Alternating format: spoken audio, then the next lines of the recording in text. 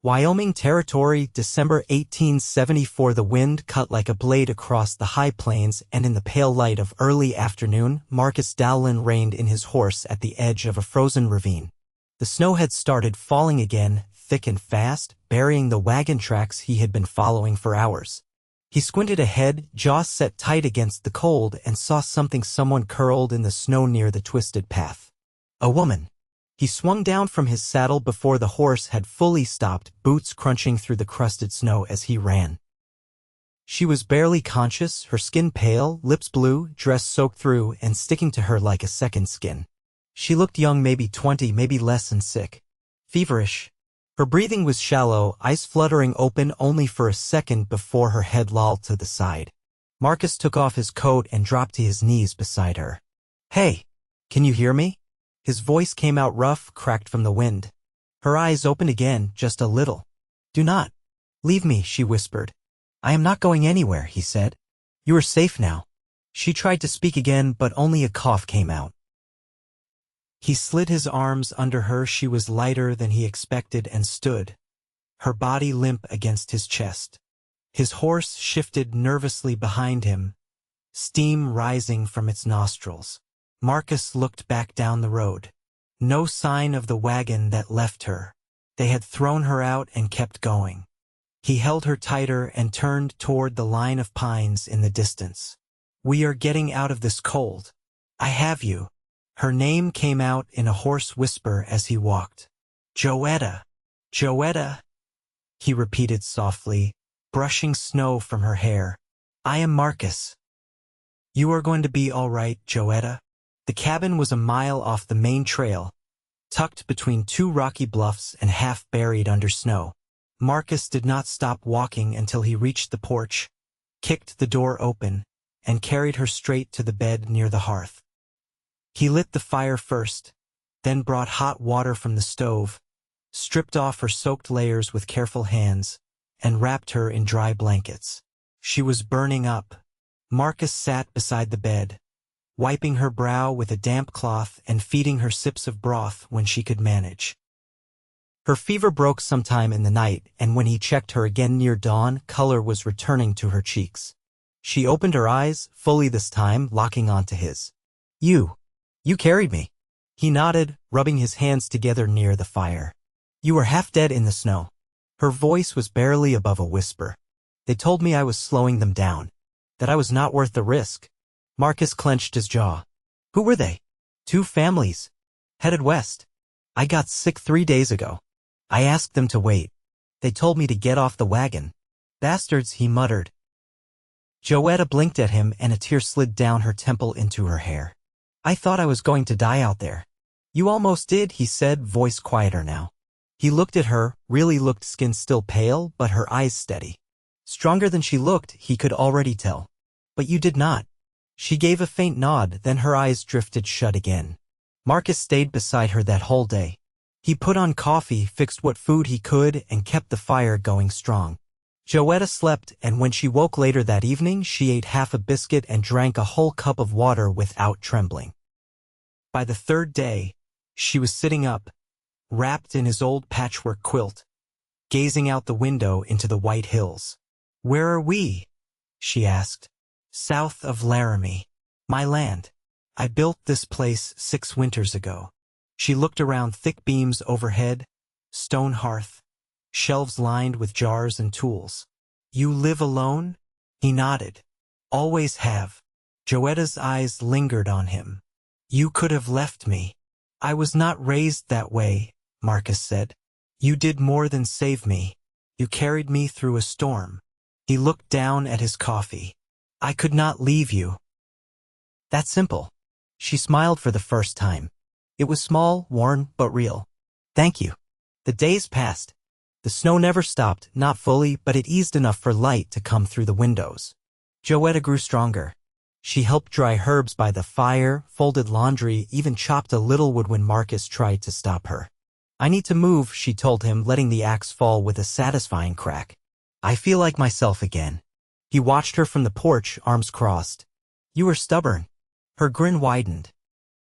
"You do not even know yet." One night, after dinner, they sat by the fire in quiet. The flames flickered across their faces, casting shadows along the walls. Marcus reached for a log, but Joetta touched his hand. "Do not." He looked at her. She held his gaze. "You saved my life. I know I said thank you. But that is not enough. You do not owe me anything. I want to know you," she said, voice low. "I want to be here. If you will let me." Marcus did not speak at first. He looked at her, really looked. The lines of her face, the strength in her voice, the way her eyes steadied him in a way nothing else ever had. "I want you here," he said. Joetta leaned in, slow but certain, and pressed her lips to his. His hand came to her cheek, and she leaned into it, sighing soft into his mouth. It was not rushed. It was not wild. It was quiet and deep and sure. When she pulled back, she rested her forehead against his. "I have not felt safe in a long time." "You are safe now," he said. "With me." She smiled again, eyes shining in the firelight. "I believe you." They sat like that, wrapped in warmth and silence as the snow fell outside. The thaw came slow. By mid-January, the drifts pulled back from the eaves and the creek behind the cabin began to murmur again beneath its crust of ice. Marcus had started chopping kindling in the early mornings, careful not to wake Joetta. Her sleep was deeper now, steady. The cough was gone.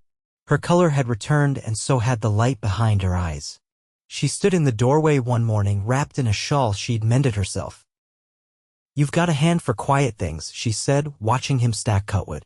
"Chores, silence. Not many men can sit in their own stillness." Marcus rested the axe beside the stump, wiping his hands on his trousers. "Noise never did much for me." She stepped barefoot onto the hard-packed snow, testing her steps. "I used to think I'd always live among crowds. Grew up along the Missouri. Riverboats. Music in the streets. I thought that was the whole world." He looked over his shoulder at her. "What made you leave it?" She picked a dry reed from the ground, twirled it between her fingers. "A man promised me California. Said the sea was warm year-round. I followed him west with a satchel and too much faith." Marcus didn't press. Her voice had gone flat and even, and he knew enough not to prod when someone was trying to speak without breaking open. She glanced up at the sky, clouds low and gray. "He died in Kansas. Cholera. Fast and cruel." She paused. "I kept moving. I thought if I stopped, it'd catch me too." He stepped closer, his voice quiet. "You don't have to outrun anything here." She looked at him then, really looked. "I'm starting to believe that." Later that week, Marcus brought down a cedar box from the top shelf, something long untouched. Inside were strips of buckskin, canvas scraps, a half-finished pair of mittens. He laid them on the table and nodded toward the needlework. "Know anything about stitching?" Joetta took up the worn thimble and examined the half-made work. "Enough to keep my fingers busy." They worked side by side that afternoon. He shaped leather, she sewed. The fire popped behind them and the wind sighed at the windows. Now and then one would glance at the other, but neither spoke. It was enough to share the quiet. That night, as the wind eased into stillness, Joetta stood at the window, arms folded across her chest. Marcus poured hot cider into 2 tin cups, set one beside her. She took it, sipped. "You ever been married?" "No," she turned her head slightly. "Not even close?" He sat down, eyes on the fire. "There was a girl. Long ago. She wanted Missouri. I wanted Wyoming. That was the end of it." Joetta stepped away from the window, sat across from him. "Seems most stories end with someone wanting something the other can't give." He met her eyes. Not all of them. The silence between them this time was different. Not strained, but waiting. Like the land before a spring rain. Joetta set her cup aside, folded her hands. "I keep thinking about what comes next." "You could stay," he said without hesitation. She tilted her head. "I don't want to stay because I'm grateful. I don't want you to either." She leaned forward, elbows on her knees. "Then why say it?" "Because it's true," he said. "I want you here because it feels right. Because when you're near, the place feels fuller somehow." She looked down, then back up. "And if I say I feel the same, then I'd stop waiting." "For what?" "For the right time to tell you." Joetta's voice was soft, but sure. "I'm not waiting either." He reached across the space between them, took her hand. Her fingers closed around his, firm and certain. Outside, The snow melted in quiet rivulets beneath the eaves. Inside, two people sat with hands clasped and hearts unguarded, the fire casting long, gentle light across their joined silhouettes. By February, the sun stayed longer in the sky. It didn't warm much, but its light softened the days, casting gold over the hills and catching in the frost-laced trees. Marcus had started tending to the fence line again, the posts near the eastern bluff leaning from the weight of winter. Joetta joined him without asking, pulling on his spare gloves and carrying the coil of wire as they worked side by side. "You ever think about putting cattle up here?" she asked, resting a boot on the frost-hardened earth. "Thought about it," Marcus said. "But I never had help enough to make it worth the work." She crouched to brace the next post as he pulled the wire taut. "You got help now." He glanced down at her, the way her hair slipped from her scarf, the quiet confidence in her voice. "You planning to stay through spring, then?" "I'm not planning to leave."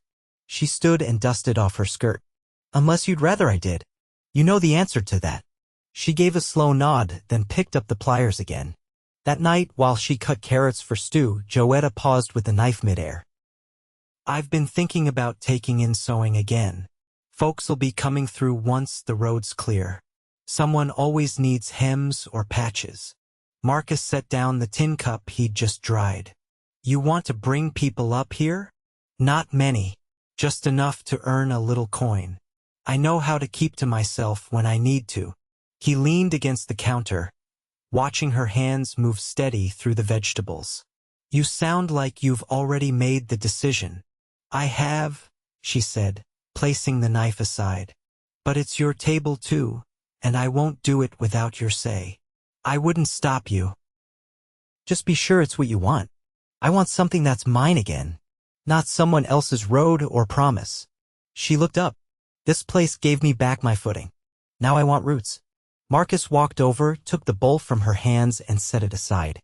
"You already have them. Right here." Her eyes shone, but she didn't cry. She never did. Instead, she reached for his hand, fingers firm and warm. "Then let's build something real." The next morning, Joetta rose before him. He found her outside, brushing snow off the old bench near the shed and fitting the mended hinges on the back door. She greeted him with a nod, already halfway through a list of spring repairs. "You're not one to sit still," he said, stepping into the cold with his coat half-buttoned. "I've done enough waiting for the world to change," she said without looking up. "Now I change it myself." He watched her tighten the last screw. "You always this determined? When I have something worth holding on to." They didn't speak again until midday, when Marcus brought out the ledger he hadn't opened in a year. He laid it on the table between them and flipped to the blank pages near the back. "I've got enough saved to buy 2 calves come April," he said. "If we start small, build proper pens, we could raise a pair through summer." Joetta traced the edge of the paper. "You do that? Start with me. I carried you through snow," he said simply. "Starting fresh with you's not near as hard." She closed the ledger gently and placed her hand over his. "Then let's do it. Together." That evening, Marcus lit the lamp early, the sky already softening to dusk. Joetta trimmed the wick, then turned toward him as he fastened the shutters. "There's something I've been meaning to ask," she said, her voice quieter now. He paused. "All right." She stepped toward him, fingers laced in front of her. "Not many folks get a second beginning. I want to make sure I'm not just clinging to safety." "You're not," he said. "You're choosing it." She exhaled slowly. "Then I want to call this home. Not for a season. For good." Marcus studied her face, every line shaped by wind and work and the road she'd walked. Then he reached out, brushed a strand of hair behind her ear. "I've been waiting for you to say that." She leaned into him then, arms around his waist, and he held her close, steady as the land beneath their feet. The fire crackled behind them. Outside the window, the last light caught on the snowdrifts, turning them soft gold as the wind settled and the hills stood quiet in their peace. The first geese passed overhead in March, their cries threading through the morning as Marcus finished driving a new fence post into the thawing earth. Joetta stood near the shed, holding a spool of line, her sleeves rolled up to the elbow and her hair pinned back haphazardly. She'd been helping measure space for the calf pen they meant to build along the southern slope where the ground stayed dry longest. "You ever think about what kind of life you wanted when you were a boy?" she asked, not looking up as she tied off the line. He adjusted his grip on the hammer and stepped back. "Not one with crowds. Mostly I pictured quiet. A place where nobody was watching me." Joetta straightened and let the line fall loose in the grass. "I used to picture noise, laughter, voices coming through open windows, music. You miss that. Sometimes. But not the way I thought I would." She looked out toward the valley. "Here, the quiet doesn't feel empty. It just feels mine." He nodded, then passed her the measuring stick. "We'll need another 2 boards to finish this wall. You want to ride into town with me tomorrow?" "I'd like that," she said. "I need thread, and I heard Mrs. Alden's back from Cheyenne. She owes me for a hem I did last fall." Marcus paused, brushing his hand across his jaw. "You've been writing folks without telling me?" "I've been answering letters," she replied, lifting a brow. "Not hiding anything." He gave a short chuckle. "Didn't figure you for shy." "I'm not. Just careful." That night, Joetta folded the last of the newly washed linens and set them on the shelf by the hearth. Marcus was mending the strap on his saddle by lamplight, his hands slow and practiced. "I want to ask you something," she said, sitting down beside him. He looked over, waiting. "If we build a life here, do you want children?" He set the all aside. "I hadn't thought that far ahead." "I have," she said. "And I'm not afraid of the work. I just need to know if that's something you'd want." He considered that a long moment, watching the lamp's reflection move in the window glass. "I want what you want. Not because I'm chasing you, but because I trust you to build something solid. And I want to be part of it." She reached over, her fingers slipping into his. "Then we'll see what comes." They rose before dawn the next morning, saddled the mule cart, and rode into town. The road was firm now, the ruts from winter sunken but passable. The buildings of Laramie came into view by mid-morning with framed stores, a few brick fronts, and the low sprawl of the rail yard just beyond the ridge. Joetta kept her eyes steady as they passed the general store. A few heads turned. Folks remembered her, or thought they did, but no one spoke. She held her chin high and dismounted with practiced ease, heading straight for the mercantile. "Do you want me to come in?" Marcus asked, tying the mule off by the trough. "No," she said. "If they won't respect me on my feet, they won't respect me beside a man." He watched her go, then crossed the street to the livery to pick up the lumber they'd ordered. Inside, Joetta met Mrs. Alden by the bolt cloth. The older woman blinked, then gave a cautious nod. "I heard you were back," she said. "I never left," Joetta replied. "Just needed time to get well." Mrs. Alden's gaze softened. "You staying with that Dallen fellow?" Joetta met her eyes. "I'm not staying. I'm building." There was a pause. Then the woman lifted the hem of a blue gingham dress from the counter. "Still got that hand for stitching?" "Better than ever." "Then I've got work for you." By the time Marcus returned with the lumber, bundled and tied, Joetta had a small wrapped parcel of thread, needles, and buttons tucked under her arm. She didn't say what it cost, and he didn't ask. They rode home in easy silence. The sun dipped low behind them, casting long shadows across the road. When they reached the cabin, Joetta climbed down and turned to him before he could unhitch the mule. "I want to put in a garden," she said. "Not just for food, for color. Something that'll bloom even when the land's tired." He smiled, slow and quiet. "Tell me what you need." She stepped close, resting her hand on his chest. "Just this. Just you beside me when things start to grow." And in the soft hush of dusk, with the hills darkening around them and the last of winter slipping quiet into the past, Marcus bent his head and kissed her, gentle and certain, as if sealing a promise into the very bones of the land. By early April, the earth had softened enough for planting. Joetta stood barefoot in the small patch they'd cleared behind the cabin, her skirt tied up at the knees and her hands deep in the soil. Marcus was near the porch, sawing fresh boards for the calf pen, glancing toward her now and then with the quiet satisfaction of someone who no longer wondered if good things would stay. She pressed seeds into the rows she'd marked with river stones, marigold, sweet alyssum, something called bachelor's button she'd bartered from a passing peddler. Flowers weren't food, but they gave her something to tend that wasn't for survival. She wanted color to rise from this land, something soft and bright to stand against all they'd outlived. "You always plant with your hands?" Marcus asked, his voice steady over the rasp of the saw. She didn't look up. "When I was a girl, I used to bury pieces of chalk in my mother's yard. Thought they might bloom into color." He smiled faintly and set down the saw. "Did they?" "No. But I never stopped hoping." She sat back on her heels, brushing dirt from her palms.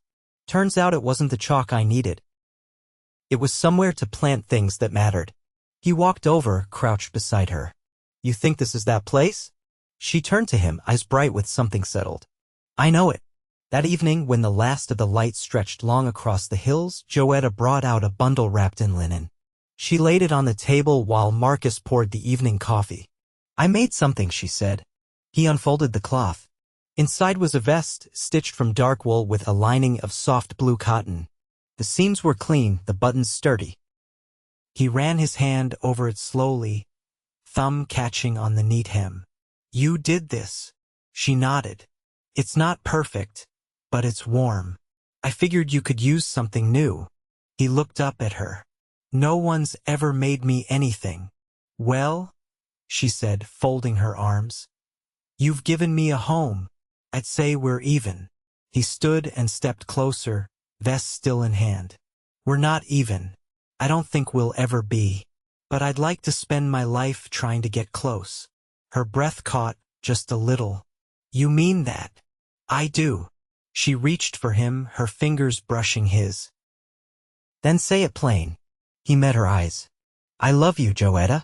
Not because you needed saving.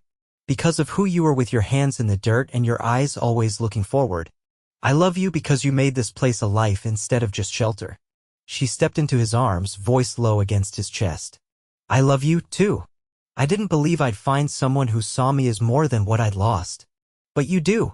They stood like that for a long while, until the fire burned low and the wind outside quieted to nothing but the hush of branches against the roof. The next day, they rode east to the preacher's house, where vows were spoken in the shade of a cottonwood tree. No guests, no paper ribbons, just two people, hands joined, with a borrowed ring and a promise spoken without hesitation. They returned before sundown, the cabin just as they'd left it, but now it felt fuller. The quilt on the bed no longer felt like hers or his. The table sat ready with 2 plates every night, and the porch held 2 chairs instead of 1. By June, the calves were strong-limbed and curious, nosing through the tall grass by the fence. Joetta's flowers had begun to bloom, wild and bright, and she'd started drying the petals for sachets she sold to travelers. Marcus added a second shelf to the cabin wall where she kept her spools and threads and the letters she now received from women in town who paid her fair for her work. They shared the work evenly. She handled the books and tended the garden. He mended tools and managed the land. They spent most evenings on the porch, her head against his shoulder, the land stretching quiet and sure around them. One night, with fireflies blinking in the grass and the stars sharp overhead, Joetta turned to him, her voice barely louder than the breeze. "There's something I haven't told you." He looked over, brushing a strand of hair from her cheek. "All right, I'm late. By more than a little." He was quiet for a moment, then took her hand in his. "Are you worried?" She shook her head. "Not anymore." He lifted her hand to his lips, kissed her knuckles one by one. "Then neither am I." She leaned into him, eyes closed.